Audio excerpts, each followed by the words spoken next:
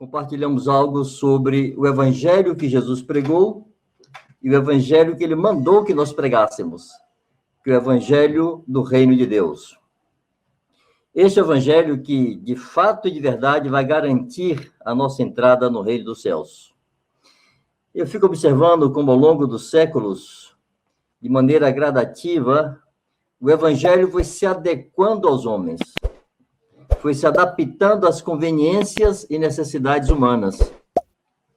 E as pessoas, de alguma maneira, foram desenvolvendo esperanças e convicções com respeito à sua eternidade, com respeito ao reino de Deus, que não tem nada a ver com aquilo que Jesus falou. Isso é de um risco tão grande e é tão necessário que voltemos nossos olhos e nossos ouvidos para aquilo que, de fato, o dono do reino falou. O que é que ele exige? O que é que ele espera? O que é que ele quer? Eu quero usar aqui uma pequena parábola para tentar ilustrar isso. Tentar demonstrar a impossibilidade de Jesus adequar o seu reino a nós. Como ele não vai mudar as condições do seu reino por nossa causa e por nossas conveniências. Imagine que um cidadão brasileiro, muito famoso, importante, resolva ir morar na Inglaterra. E quando o primeiro-ministro inglês, o parlamento inglês, toma conhecimento disso, então eles decretam que todo cidadão britânico deverá aprender português, para que o pobre brasileiro não fique constrangido em um país que não fala o seu idioma. Todo estabelecimento comercial passaria a receber o real brasileiro. A libra esterlina seria uma moeda paralela. O brasileiro não teria que converter sua moeda à moeda inglesa. As leis e as sinalizações de trânsito seriam alteradas. Vocês sabem que na Inglaterra existe o que no Brasil chamamos de mão inglesa, né? A mão é do lado esquerdo, a contramão é do lado direito. Então, seria adaptado ao brasileiro. Todos os carros seriam recolhidos para trocar o volante de lugar. Tirar o volante do lado esquerdo e colocá-lo no lado direito. Vocês acham que a Inglaterra faria isso? Ora, se um reinozinho furreca terreno, a Bíblia diz que os reinos deste mundo, para o Senhor, são como um pingo de água em um balde, né? Um pingo d'água em um balde. Assim são os reinos da terra para o Senhor.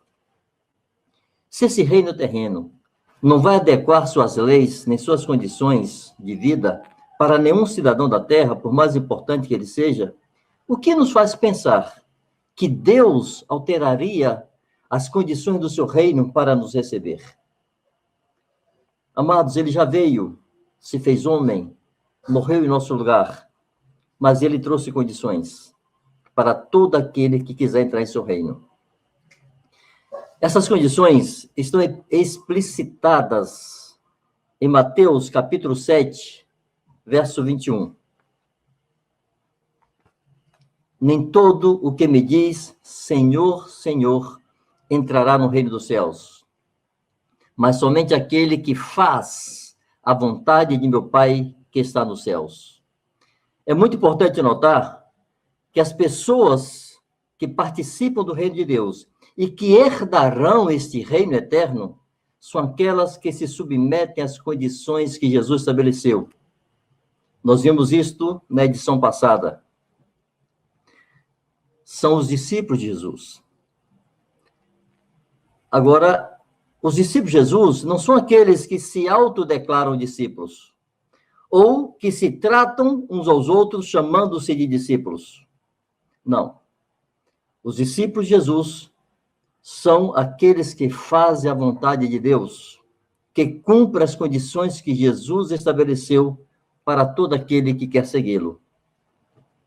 Então, nós precisamos nos perguntar, quais são as características de um discípulo de Jesus? O que é que caracteriza, que marca um discípulo de Jesus?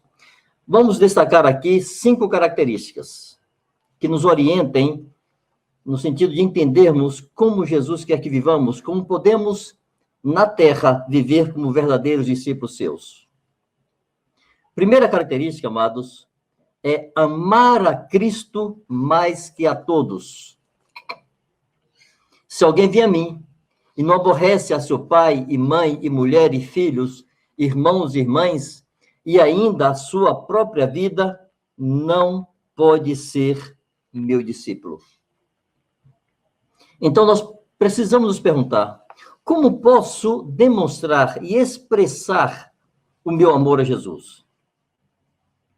Primeiro, um intenso relacionamento com Cristo.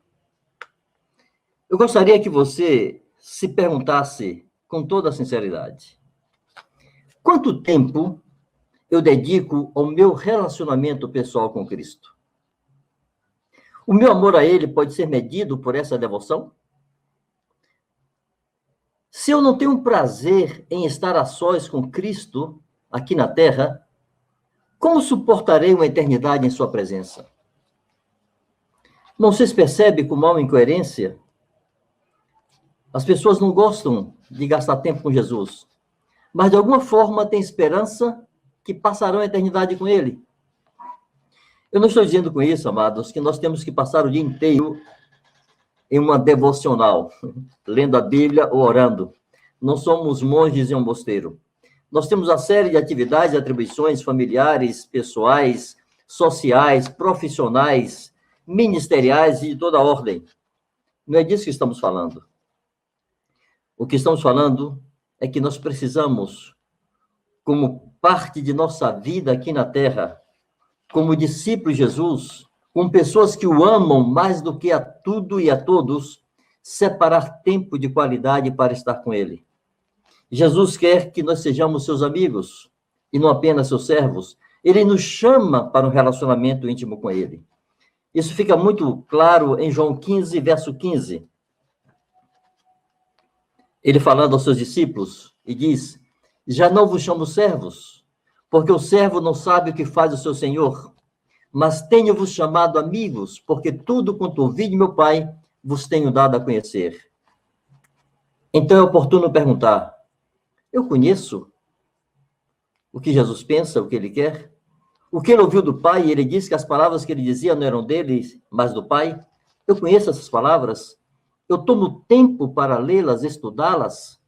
Eu tomo tempo para ouvi-lo, não apenas na Bíblia, mas em minha oração, meu tempo de comunhão com Ele?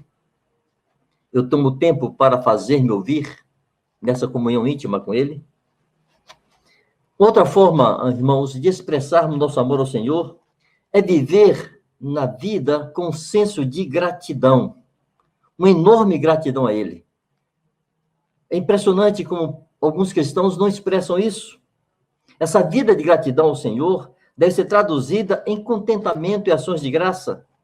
Contentamento e ações de graças que não podem depender das circunstâncias que nos cercam.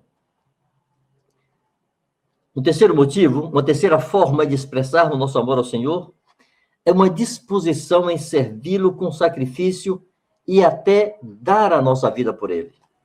Marcos 8, 35. Quem quiser, pois, salvar a sua vida, perdê-la-á. E quem perder a vida por causa de mim e do Evangelho, salvá-la-á. Irmãos, é muito importante lembrar que na boca de Jesus nunca se achou engano. Essas palavras não são retóricas. Ele está dizendo que quem não estiver disposto a perder a sua vida por causa dele, esse vai perder a vida. A forma de preservar e salvar a vida é estar disposto em, por amor a ele, perder a nossa vida, por causa dele e por causa do Evangelho. Uma quarta maneira de expressar o nosso amor ao Senhor é obedecendo aos seus mandamentos. João 14, 21. Jesus tirou a prova dos 9, passou a régua e não deixou esse amor na subjetividade, não deixou uma coisa abstrata. Não é eu declarando que o amo, que ele saberá que eu amo. Aquele que tem os meus mandamentos e os guarda, esse é o que me ama. E aquele que me ama será amado por meu Pai, e eu também o amarei e me manifestarei a ele. Aleluia. É uma forma prática, é uma prova de que eu amo Jesus, é a minha disposição em obedecer e guardar os seus mandamentos. Então, nós devemos nos perguntar: quais mandamentos do Senhor eu conheço e não obedeço? Já pensamos nisso? Eu queria sugerir que você fizesse uma lista de todos os mandamentos do Senhor que você conhece e você sabe que não pratica. Então fica difícil você voltar-se para o Senhor na sua oração e dizer: Senhor, eu te amo. Se de maneira consciente e deliberada você conhece o mandamento dele e você não o pratica.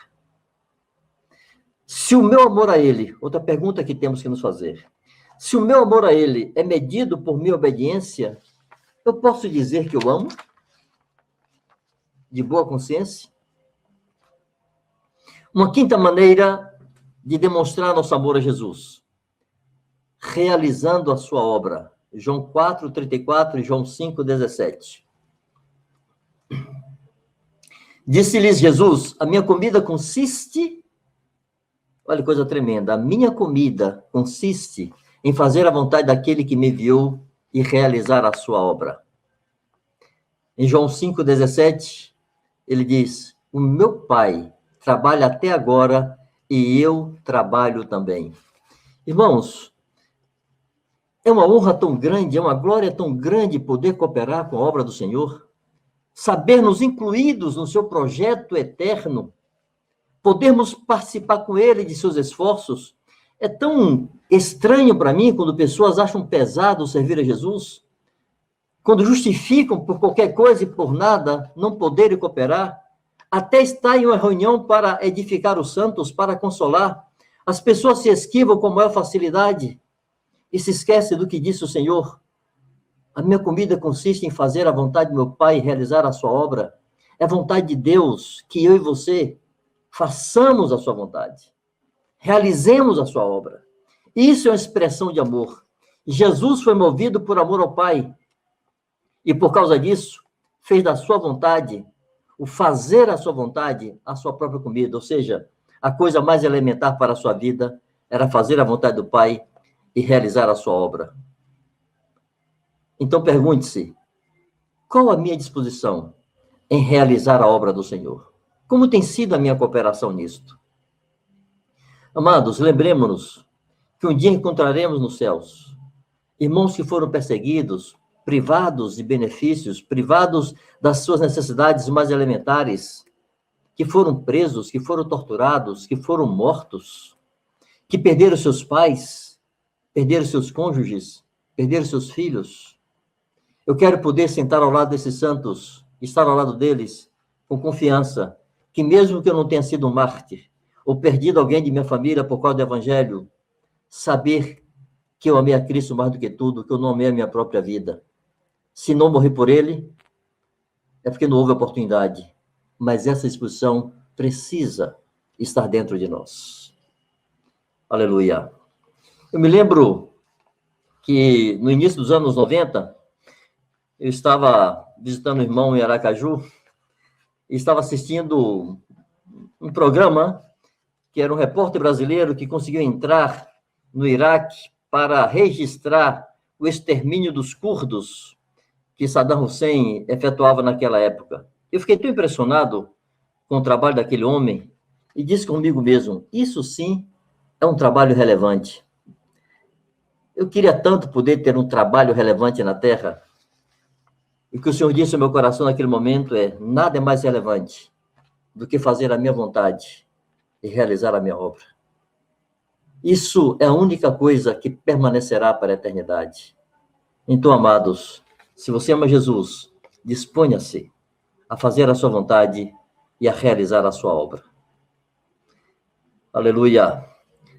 Segunda característica daquele que é um discípulo de Jesus. Primeiro, amar Jesus mais do que todo. Segundo, renuncia a tudo quanto tem. Assim, pois, todo aquele que é dentre vós não renuncia a tudo quanto tem, percebam, amados, não pode ser meu discípulo. Irmãos, quero repetir, isso não é retórica. Isso não é força de expressão. Isso não é uma coisa subjetiva, mas é uma exigência concreta que Jesus está fazendo para cada um de nós. Nós, estando já conscientes que temos que amar menos pai, mãe, esposa, filhos, filhas, irmãos, irmãs, etc., e até a nossa própria vida, agora Jesus quer que nós renunciemos de maneira consciente a tudo aquilo que nós possuímos. Eu quero ressaltar de novo o que eu disse aqui semana passada e disse já hoje e quero repetir. Coloque-se lá no meio daquela multidão, faça um exercício.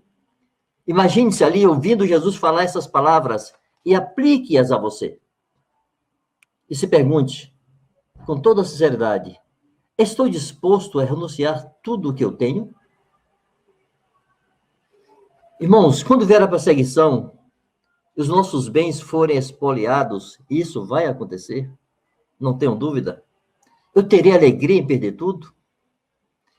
Olhemos o que o autor aos Hebreus testemunha a respeito dos irmãos judeus que viviam em Roma.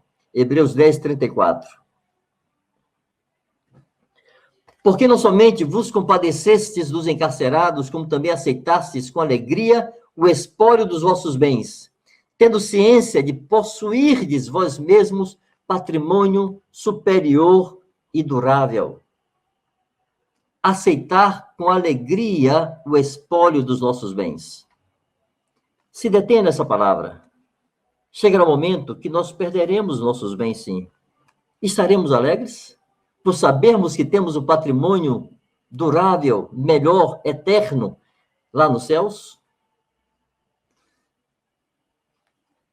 Houve um homem chamado Jim Elliot, um americano que se embrenhou nas selvas equatorianas, aqui na Amazônia, na América do Sul, para evangelizar com seus companheiros uma tribo que nunca havia sido alcançada pela civilização. Ele foi muito criticado porque era um homem de posses, de recursos, de riquezas, e o chamaram de louco, porque ele estava deixando a comodidade dos Estados Unidos, isso lá pelos anos 60, para dedicar-se a uma missão tão ingrata aos olhos humanos. Ele disse assim, não é louco quem perde o que não pode guardar para ganhar o que não pode perder. Esse entendeu que tem bens duráveis nos céus e com alegria perdeu tudo que tem. Eu quero recomendar que vocês procurem ler um livro chamado O Homem que Obedecia, que é a história de Carlos Studd, um dos testemunhos mais eloquentes nesse sentido de renunciar a tudo que se tem. E pensa assim, ainda há algo nessa terra que não renunciei? Pense verdadeiramente e sinceramente diante de Deus. Sonhos, carreiras, casa, bens, emprego, profissão, lazeres, gostos, preferências, hobbies, comodidades. O que você não renunciou ainda? Porque a palavra de Jesus é, quem não renuncia a tudo quanto tem, não pode ser meu discípulo. Terceira característica de discípulo. Pratica a palavra de Cristo. João 8,31. Disse, pois, Jesus aos judeus que haviam crido nele, se vós permanecerdes na minha palavra, sois verdadeiramente meus discípulos. Vocês percebem que aqui há uma condicional? Esse sim, irmãos, é uma condição. Jesus está dizendo, se vocês permanecerem, são meus discípulos. Isso significa que, se não permanecer, não é discípulo. E se não é discípulo, não participa com ele de seu reino. Há uma diferença muito grande, irmãos, entre um verdadeiro discípulo e um religioso cristão. Se fala que no Brasil tem mais de 40 milhões de evangélicos, sem falar de católicos. Nós chegamos aí a cerca ou mais de 100 milhões de pessoas que se declaram cristãs nesse país. A pergunta é, estão todas no reino dos céus? Se esse país tivesse metade da sua população sendo verdadeiros discípulos de Jesus e não meros religiosos cristãos, nós não viveríamos o que vivemos hoje em nossa sociedade. Este sal tão abundante daria mais resultado. Irmãos, a principal diferença entre o discípulo de Jesus e um religioso cristão é que um é mero ouvinte, o outro é praticante. O religioso ouve e às vezes até ensina sem praticar. O discípulo ouve e é diligente em praticar. O discípulo se deixa medir, ele se deixa julgar pela palavra de Deus. Ele se deixa corrigir pela palavra de Deus. Ele é transformado por essa palavra. A cada ano ele avança em direção a Jesus e é santificado pela lavagem da palavra. Ele não se conforma em seguir com os mesmos erros ano após ano. Amados, por favor, olhem o seu passado recente e olhem o seu passado mais longínquo e veja quais são as chamadas debilidades, fraquezas, pecados que te acompanham ao longo desses anos. E se pergunte, por que ainda os guardo comigo? Significa, se fazemos assim, irmãos, que não estamos guardando a palavra de Cristo. Ele disse, nos advertiu seriamente, se guardarmos, somos seus discípulos. Se não guardarmos, não somos seus discípulos. Eu queria fazer aqui um repasse rápido em aspectos da palavra de Cristo, da doutrina de Deus, da sã doutrina exposta no Novo Testamento. Por exemplo, maridos, olhem tudo que a palavra diz para a sua vida, o que você deve viver como esposo. Vençam o egoísmo, vençam a ira, amem suas esposas e não as tratem com amargura, sejam gentis e cuidadosos, não aceitem a marca de machista. Somos machos, mas somos gentis com nossas esposas e não podemos tratá-las com amargura. Sirvamos nossas esposas, que elas percebam que cada um de nós está disposto a morrer por ela. Que cada esposa tenha convicção no seu coração, meu marido daria a sua vida por mim. Essa é a doutrina de Cristo, essa é a sua palavra, guarde-a. Esposas, sejam verdadeiramente em seus corações submissas a seus maridos. Como Sara, que no seu coração tinha Abraão como seu senhor, não era coisa que ela declarava, ela tinha essa atitude em seu coração. Não sejam murmuradoras, reclamonas, sejam alegres, dóceis e sábias, cheias do fruto do Espírito Santo, que seus maridos se sintam rei em sua casa. Pais, não sejam frouxos com seus filhos, nem sejam brutos. Não provoquem seus filhos a ira. Crie-os na disciplina e administração do Senhor. Governe seus filhos, governe sua casa. Priorizem, instruam, dediquem tempo de qualidade, disciplinem, não economize beijos e abraços, separe tempo para estar com eles, cumpra a palavra de Cristo como discípulo dele que você diz ser. Filhos, não façam parte dessa geração perversa que está aí, não sigam nesse curso. Honrem seus pais, façam-os sentir-se importantes, necessários, destacados, estimados. Obedeçam seus pais, mesmo quando vocês não estejam com vontade. Obedeçam prontamente, não murmurem, não desprezem seus pais no interior do coração de vocês. Se você é um discípulo de Jesus, jovem filho e filha, guarde a palavra de Cristo, honrando e obedecendo a seus pais. Quarta característica de um discípulo: ama os irmãos como Jesus amou. Nas palavras, isso está em João 13, 34 e 35. Novo mandamento vos dou, que vos ameis uns aos outros, assim como eu vos amei, que também vós vos ameis uns aos outros. E nisto conhecerão todos que sois meus discípulos, se tiverdes amor uns aos outros. Irmãos, nas palavras do próprio Senhor Jesus, este é o segundo mandamento mais importante. Em Marcos 12, 30 e 31, Jesus fala isso explicitamente. Este é o segundo mandamento mais importante. Amarás, pois, o Senhor teu Deus, de todo o teu coração, de toda a tua alma, de todo o teu entendimento e de toda a tua força. O segundo mandamento, igual a este, é: amarás o teu próximo como a ti mesmo. Não há outro mandamento maior do que estes.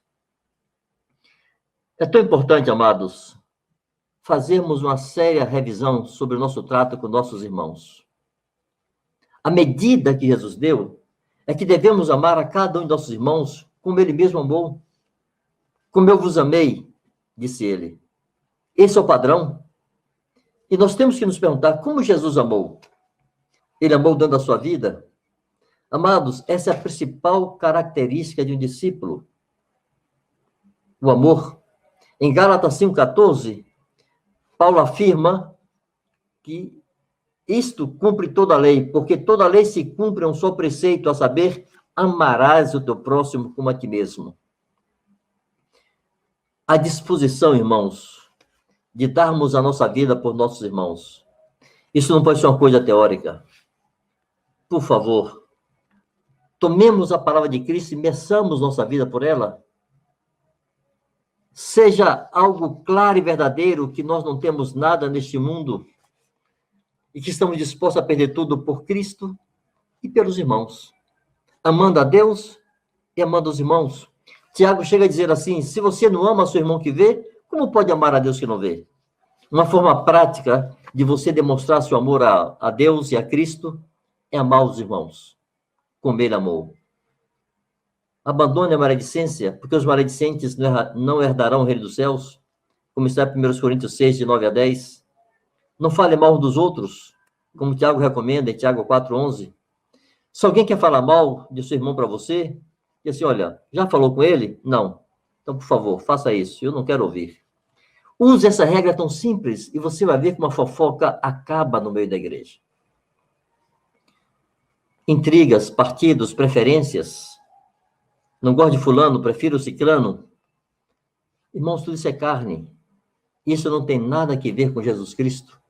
E não pode estar presente na vida daqueles que se dizem seus discípulos. Pessoas melindrosas, que por tudo e por nada se ofendem, se magoam, cheias de direitos, cheias de reivindicações, se ofendem por qualquer coisa. E Paulo diz assim, há motivo de queixa? Perdoemos-nos mutuamente. Caso haja motivo de queixa, não faça de qualquer motivo de queixa um cavalo de batalha. Assimile, absorva. Não queira apurar com o pretexto de que quer fazer justiça. Há uma boa forma de fazer justiça, amar e perdoar. Em 1 Pedro 4:8, o apóstolo exorta de como deve ser esse amor. Acima de tudo, ou seja, antes de qualquer coisa, porém, tende amor intenso uns para com os outros, porque o amor cobre multidão de pecados.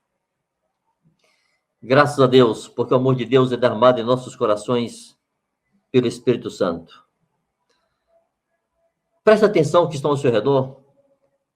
Presta atenção se não tem pessoas na igreja, na casa, que precisam de você, precisam do seu tempo, precisam dos seus ouvidos, precisam do seu serviço. Se apresente, se informe da causa do pobre. Participe das necessidades de seus irmãos. Irmãos, nós temos que ser tais que qualquer um que chegue do mundo seja impactado por um ambiente gracioso, de desprevenção, de escudos baixos, de peito aberto e de amor sincero, para a glória de nosso Deus. Vejamos a quinta característica de um discípulo.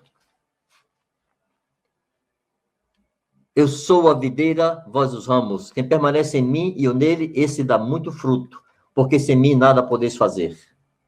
Nisto é glorificado meu Pai, em que deis muito fruto. E assim vos tornareis meus discípulos. Então, a quinta característica de um discípulo de Jesus é dar muito fruto. Ele dá muito fruto. E Jesus coloca isso como condição. Porque diz assim, e vos tornareis meus discípulos. Ou seja, se não dá fruto, não é meu discípulo. Uma das evidências de que você é meu discípulo é se você dá fruto. Irmãos, tudo que tem vida, cresce e se multiplica. Se você tem a vida de Cristo, não tem como você não multiplicar essa vida de Cristo. Não tem como você não reproduzir essa vida de Cristo. Não torná-la evidente. E nós precisamos, então, nos perguntar, qual é o fruto que Jesus espera que produzamos para sermos reconhecidos como seus discípulos? Vamos aqui fazer uma comparação com o que a Bíblia chama de o fruto do Espírito, e alguns querem atribuir isso que Jesus chamou de fruto, dar muito fruto, a manifestação do fruto do Espírito. É importante entendermos que em Gálatas 5, 22 e 23, se está falando do fruto do Espírito Santo. Mas o fruto do Espírito é amor, alegria, paz, longanimidade, benignidade, bondade, fidelidade, mansidão, domínio próprio. Contra essas coisas não há lei. Esse é o fruto que o Espírito Santo produz dentro de nós. Agora, o fruto que os discípulos devem dar, os ramos da videira devem produzir, é algo que Jesus exige que nós façamos. É como se fosse o resultado desse fruto interior do Espírito Santo ser traduzido, ser expresso em resultados claros e visíveis. Vamos tentar pegar aqui alguns exemplos. Comparando isso com a parábola dos talentos, que está em Mateus 25, 14 a 30, é um texto conhecido, nós não vamos lê-lo, mas ali está escrito, Jesus tentando ensinar, ele diz que um senhor distribuiu entre seus servos talentos. A um deu 1 talento, a outro deu 2, a outro deu 5, conforme a capacidade de cada um.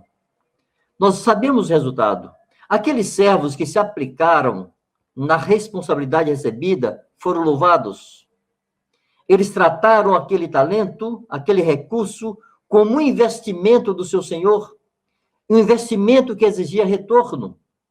O servo negligente que enterrou seu talento foi punido severamente.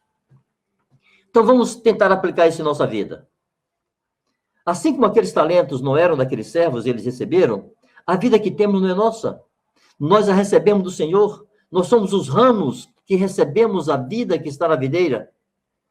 Mas, do mesmo modo que o Senhor da parábola dos talentos exigiu um retorno, o nosso Senhor espera que nós não sejamos negligentes e preguiçosos, mas sejamos aplicados e diligentes em reproduzir a sua vida em outras vidas. E como é que isso pode ser demonstrado? Como é que esse fruto se torna visível? É simples. Nós temos que fazer o mesmo que Jesus fez. É o mesmo fruto dele. Por exemplo, devemos viver para o inteiro agrado do Pai, fazendo sempre o que lhe agrada, sendo sol da terra, sendo luz do mundo, sendo cidade sobre o monte, sermos tais que a nossa vida faça lembrar Jesus. Temos o mesmo fruto que ele. Irmãos, isso se expressa em nosso serviço aos santos e socorro a qualquer um no mundo. Isso se expressa em nosso amor verdadeiro, conforme está em 1 Coríntios 13, não buscar nossos próprios interesses, por exemplo. Isso se expressa no esforço consciente, no exercício consciente de edificar nossos irmãos. Isso se expressa na hospitalidade. Irmãos, isso se expressa também em levar muitas vidas ao reino de Deus. Dar fruto é transformar a vida de Cristo em nós, é um resultado que se pode perceber por meio do nosso serviço, da edificação, do amor, do perdão e de vidas que trazemos para o reino de Deus. Todas as expressões acima, irmãos, dependem dessa última. Ter vidas para edificar, ter vidas para servir, ter vidas para amar, vidas que foram ganhas, fazem parte elementar desse fruto. E nós temos que nos perguntar assim: é possível alguém que recebeu a vida de Cristo não querer compartilhar essa vida? É possível alguém que tem o Espírito Santo não pregar o Evangelho? Recebereis poder ao descer sobre vós o Espírito Santo e sereis minhas testemunhas. É impossível ter o Espírito Santo e não pregar o Evangelho. Estar cheio do Espírito e não pregar o Evangelho. É possível alguém que sem vergonha de pregar o Evangelho ser considerado discípulo de Jesus? Irmão, Jesus disse que aquele que se envergonhar dele, ele vai se envergonhar deste quando vier na glória de seu Pai. Quem se envergonhar dele e de suas palavras, ele se envergonhar deste. Então, nós temos que nos perguntar, podemos nos declarar discípulos de Jesus e não nos empenharmos em ganhar vidas para ele? Em não edificar as vidas que estão na casa de Deus? Em não viver para servir a estes a quem Jesus serviu e serve?